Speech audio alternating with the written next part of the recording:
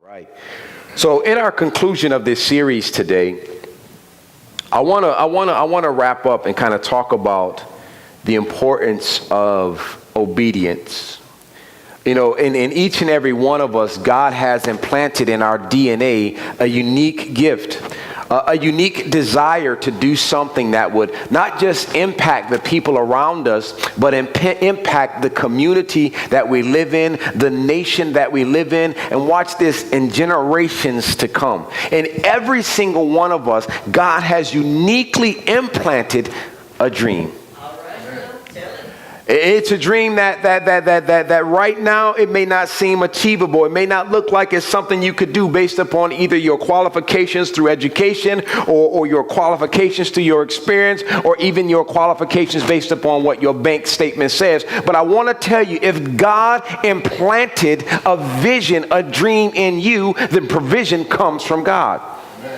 You've got to understand that. And over the course of these last several weeks, I've done my very best in trying to get you to understand what it means to have and pursue God-sized dreams. We've talked about everything. We've used the story of Benaiah, one of King David's righteous soldiers. We use the story of Benaiah who jumped into a pit, who's known for doing two major things. He defeated, watch this, he defeated a giant, and all he had was a staff. Took the giant sword and defeated him with that. He's known for doing that, but he's also known for literally chasing down a lion, jumping into a pit with the lion and killing it. That's what he's known for in the Bible. Though he wasn't part of King David's 300, he was a part of an elite group of warriors that made sacrifices that would protect King David and the vision he had for his nation. And so the premise of this entire series is that we have the same courage, the same go after it attitude that Benaiah had with our dreams. Where he chased a lion into the pit, we need to chase after our dreams in the same way, with relentless determination and reckless abandon. Now, when I say reckless abandon, some of us look like, man, you mean just throw my life away and just do whatever? And I'm not saying that. I'm not saying go crazy and do something that like that. But what I am saying is that in order to reap the reward of the dream that God has given you, there is risk. In order to reap the reward of the dream that God has implanted in you, there is risk. And I kind of talked with you week one about some of the things we fear. And I shared with you that fear is not a factor. It can't be a factor for us to pursue God's dreams. If we sit in our own earthly fear and our own earthly concerns, we will never take the first step in pursuing our God-given dreams. And then Pastor Mark came and just kind of added an exclamation point on everything I said when he talked about the importance of faith. So today I really want to jump in and talk about obedience. And I've entitled this message today, Obedient Sacrifice. Obedient Sacrifice. If you have your Bibles, do me a favor and meet me over in the Old Testament, 2 Samuel chapter 23, and I'm going to be reading verses 13 through 17. 2 Samuel chapter 23, verses 13 through 17. And we find this here written: Once during the harvest, when David was at the cave of Adullam, the Philistine army was camped in the valley of Rephaim. The three who were among the 30, an elite group among David's fighting men, went down to meet him there. David was staying in the stronghold at the time, and a Philistine detachment had occupied the town of Bethlehem. David remarked longly to his men, hear me, David remarked longly to his men, "Oh, how I would love some of that good water from the well by the gate in Bethlehem." So the three broke through the Philistine lines, drew some water from the well by the gate in Bethlehem, and brought it back to David, but he refused to drink it. I will stop there. Notice the sacrifice of these great men.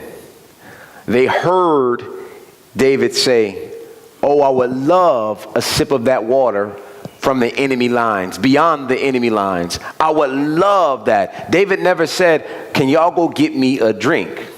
Please understand what I'm saying, brothers and sisters. In order for David to get that drink, this team of elite people had to literally put their lives on the line just to fulfill, watch this, not a request, but a desire of their king. This dream that God has put into you should cause us or evoke in us a desire to literally put our lives on the line to fulfill the dream of our king. You see, God said this, he says, "I have a dream to reconcile all of humanity back into right relationship with me. I have a dream that the earth will look just like heaven, where there is no more sorrow, where there's no more pain. I have a dream that one day all of my children, regardless of the color of their skin, will come together and we can all sing harmoniously together and the devil will nowhere be in existence." God says that, and he says, in order to fulfill this dream, I am going to use my own people here on earth to reconcile people back into right relationship with me. But oh, if they would just have the same kind of burden in their heart that King David's men had, to literally put their lives on the line so that I could fulfill my plan. I firmly believe that he's asking us in each and every one of our dreams to literally put our lives on the line for him. Oftentimes when we think of dreams, we think of how it benefits us. When we think about our dreams, we think about what we get out of it. When we think about our dreams, we think about the lifestyle that possibly our dreams can provide for us. But God says you're thinking and you're looking and you're dreaming too small. See, those kind of dreams are your dreams, but they're not God dreams. See, God dreams oftentimes, and all the time I should say, have something bigger than we could even fathom or even think about right now in our own mindset. Hear what I'm trying to tell you. We think about dreams, we think about success, but I'm here to tell you, you don't need to be successful.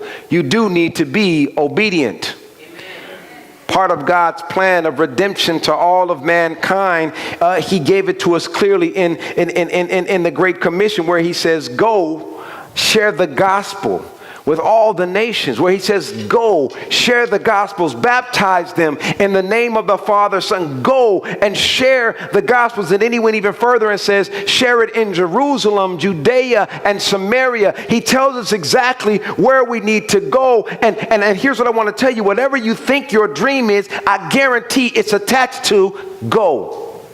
It's directly connected to God's big dream, big vision for us, watch this, to fulfill the plan he has for reconciliation for all of humanity here on earth. And our dream is attached to the Great Commission to go. You may be thinking that God has blessed me I just have this dream to start this amazing corporation. I have this dream to do something and start $1 billion corporation. And God is like, yeah, but let me show you. In part of your dream, you are going to do something that will bless all of humanity. And in that process, somebody will come back to relationship with me. I often share a story about a good friend of mine from LA who has a cargo company, and he has an office in LA and he has an office here in Atlanta. And you've heard me say this before. My good friend Devin, he doesn't mind me sharing this story. Matter of fact, when I told him I said this story, he changed his number. So Devin always used to tell me when I first met him 13, 14 years ago, he used to say, "Broderick, I have one goal, and that's to one day tithe $1 million. He didn't say I don't want, he could have said it differently. He says, "I have one goal, Broderick. I want to I want to earn $10 million. He didn't. He flipped it. He says, "I want to tithe," hear me, $1 million. And so I told Devin not too long ago, I says, "Devin, you know, that's one of the greatest things I ever heard you say to me. It inspired me to kind of think about life in a different perspective and stop thinking about what I get out of it, but what I can give to it that God can use and kind of reconcile people back to humanity." I says, "Man, I love that, man. I love that thing." He says, "Wow." And I says, "I share that with my congregation." And David was like, Devin, I was looking at you and I said, "David." And so Devin was like, "Wow, and that's so long ago, because now that's increase. I'm trying to tithe $2 million. And he was here 3 weeks ago. He starts telling me about what his company earns. He was telling me about his highest earner in his company. His highest earner in his company, who does sales, earns a 6-figure income.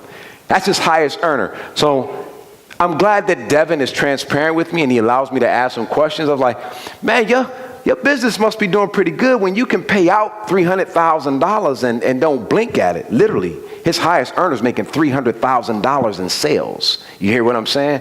And that's the highest earner. The one under that is making $150,000 in sales. The one under that, I said, well, how much is the lowest how many people you have on staff? 14 people. How much is the person on the lowest end? How much are they making? He says, they just started. They're making $78,000. So I'm doing the math. I'm like, good God, your company's making money. He's like, well, this year we'll clear about 75 million or something like that. He told me. I was like, wow. And his thing is this. His job, he's like, my thing is it's not about how much I earn for me. It's how much I earn to give back to the kingdom of God. He says, Broderick, you know what my biggest thing is? He says, I'm around millionaires and billionaires all the time. He says, a lot of them don't know Christ. He says, my job is to get in the boardroom with these people and just share my heart for Christ and say, look at me. I'm a high school dropout. I was addicted to drugs. A high school dropout, addicted to drugs. He doesn't have a great relationship with his biological father, was raised by his stepdad, and life was just crazy. He's got a son. He says, Broderick, my son right now is involved in a cult. But if God can do it for me, he can do it for you. He says, but we can't be thinking about what we get out of it. It's about, God, what can you get out of me? Not what I can get out of it, but what can you get out of me that will bless all of humanity? His dream is attached to God getting the glory. Understand that. Now, I know I don't want to make any of y'all feel bad, because some of y'all have these dreams and you've probably been thinking about, man, one day I'll be able to, I won't even have to ignore the call when Bell South calls me. I won't have to ignore the call when the mortgage comes. I don't have to pretend I'm not there. I know we all have that dream. I don't have to pretend like Sally Mae is not, you know what I'm talking about. Y'all know about student loans. We don't have to pretend. So many of us have that dream, but God is saying, forget about Sally Mae. Forget about all of that debt. I'm not saying not pay it, but don't let your dream be attached to you paying them off. Let your dream be attached to paying back to the kingdom of God. God says it's okay to be successful, but success, watch this, success is not what you achieve. Success is obedience. That is success in the eyes of God. Watch this. God doesn't always call us to win. God sometimes just wants us to try. Either way, what he wants in the end is obedience. If he's giving you a dream and you've not even tried, you know that he can snatch that dream away if he wants to. But God is such a patient and wonderful God, he'll wait. He'll wait for you to all of a sudden get an epiphany moment and do it. And then as soon as you step out, it's like I tell the story about Jekiah the first time jumping into the deep end or jumping off the diving board, I should say. And literally it took years for him to jump off the diving board at my father-in-law's house.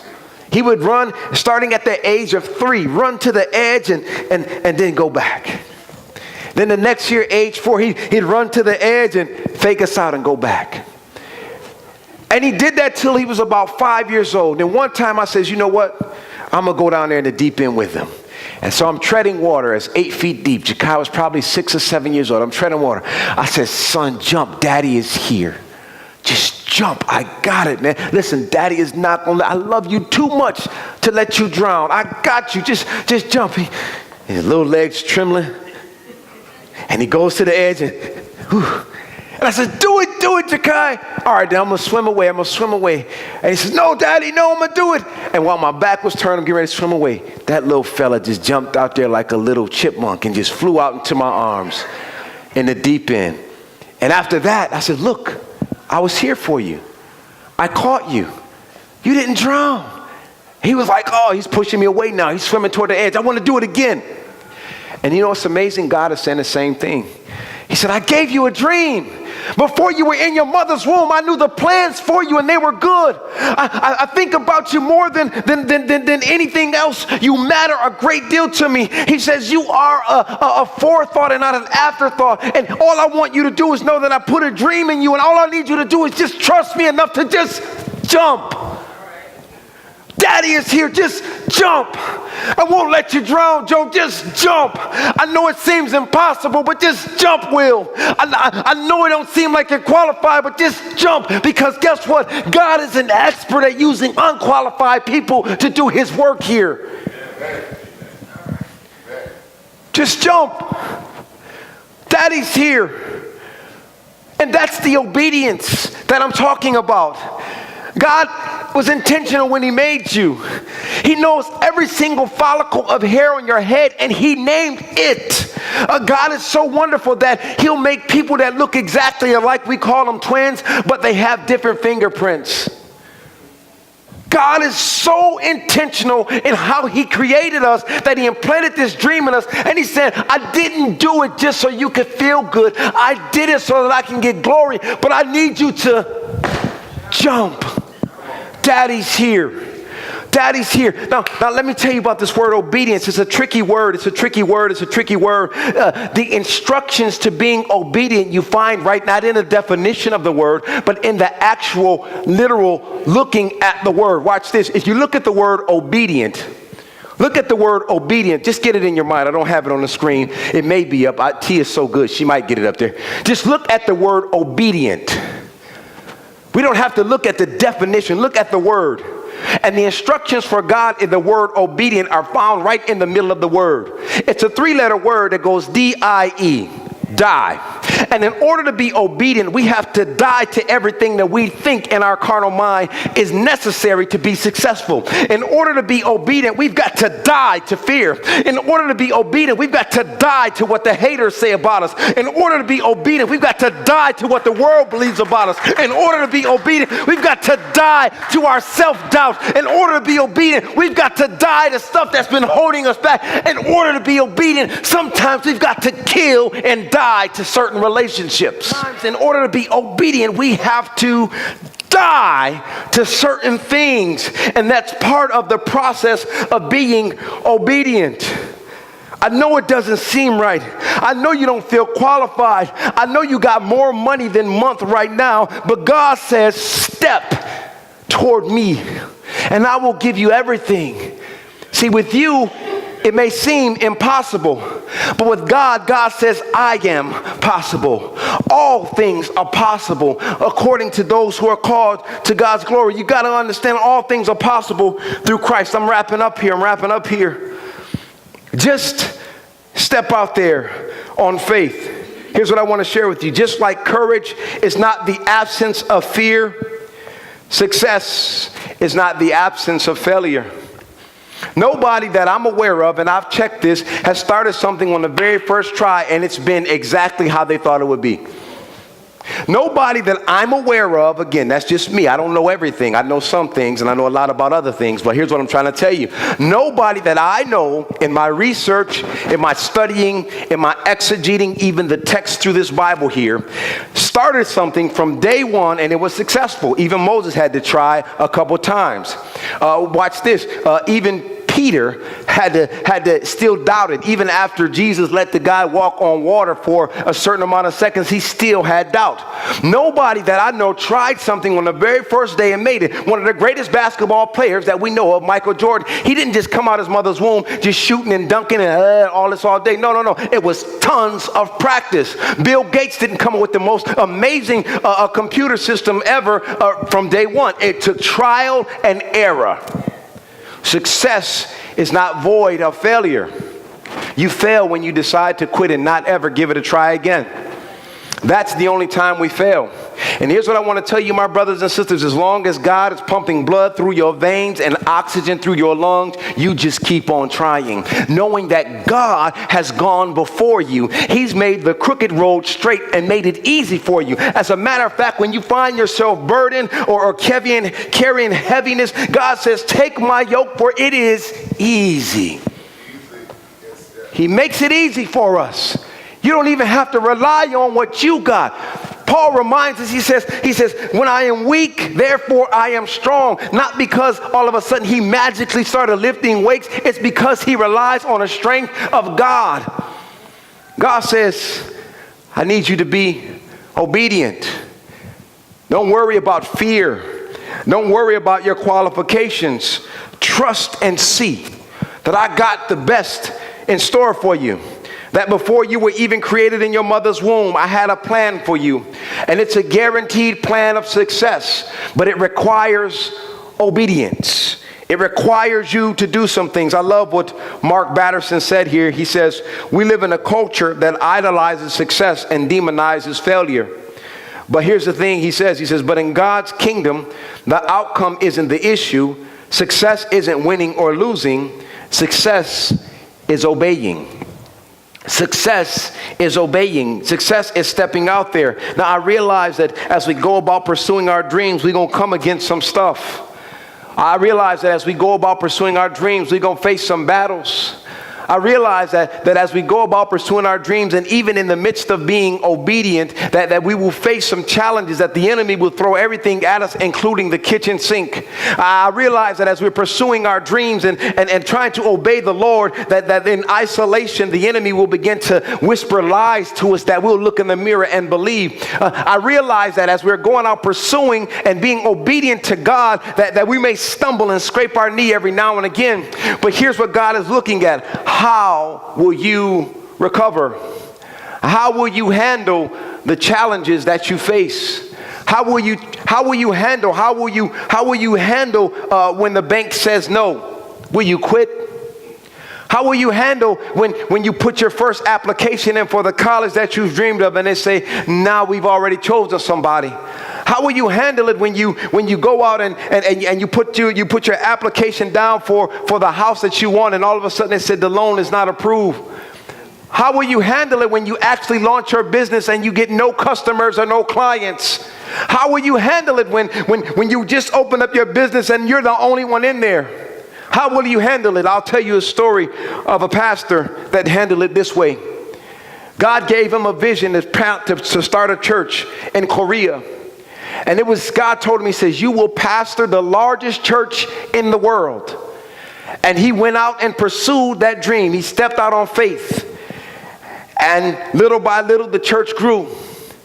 He had a balcony. He had this major, beautiful, wonderful edifice built to honor God, a temple in its own way in Korea. And he began to preach to empty seats up in the balcony. There were probably some people here, but he was preaching to the empty balcony. He kept on preaching and people began talking about this pastor, saying, you've got to come see this pastor that's preaching with all of this fire to an empty balcony. And every week people would begin to come and fill up the bottom level. But he kept preaching to the empty balcony. Eventually, people began showing up and there wasn't room for them on the floor level, so they had to go to the balcony. He got to a point where the balcony was overflowing. It got to a point where he had to get a new building. Right now, he pastors the largest church in the entire world. His name is Pastor Cho. Look him up on YouTube, I promise you. Look him up on the internet. Look him up anywhere, Wikipedia, whatever. He pastors the largest church in the world. He has a congregation membership of over 1 million. Okay, no. I'm not talking about numbers. I'm talking about attendance. Attendance, over 1 million people tuning in every single week. Why? He started preaching to empty pews, empty seats in a balcony. But he says, God, since you gave me the dream, I'm going to preach till it's empty up here. I don't care. I'm going to preach till it's full. And we got to do the same thing with our dreams. How will you challenge? How will you handle the adversity you come against? Will you give up when the balcony's empty? Will you give up when nobody shows up? Will you give up when you got more bills than you have money? Will you give up the first time your business doesn't do well? Perhaps it was a marketing issue or rebranding issue. Will you give up? Because God saying, please don't give up. That's my gift to you, this dream. Don't give up. I need you to fulfill this dream. Don't give up. I thought about you long ago, and listen, I made plans for you. And listen, here's the promise. They are good, not for disaster. You're just in a season. You're in a valley moment. But when you're in a valley moment, the good news is the only place you can look is up. When you are in a valley moment, when you are down here, the only place you can look is up. In order to get up to the top, you've got to look up to the top. And God is saying, whatever you're going through, listen here, baby, don't you dare give up. I gave you this dream. I gave this to you. It's part of my plan for you to give you good, not disaster. But will you please be obedient and just go? Our worship team can come. Just go. Just go. Just go. I'm going to wrap it right here. 1 Samuel 15:22. My God. Reminds us, and I won't read the scripture, it says this in summary. Obedience is greater than sacrifice. You sacrifice your time and energy to be here on Sunday morning. And you sacrifice your time and energy to even give on Sunday morning. You sacrifice your time to do certain things, but God says, that's cool. I'll take note, but I need you to be obedient. Listen, that dream you got sitting on the shelf, it's time for it to come down. That dream you've been pondering about, that dream that you spent all of this time coming up with a business plan, yeah, God's like, go. Guess what? I've gone before you. God says, I've already made the plans. I've already gone before you. Listen, you cannot fail with me. Maybe not on the first try, maybe not on the second try, but you keep going. You and I will get in sync, and you will see what I have in store for you. But I need you to be obedient and go. Our worship team will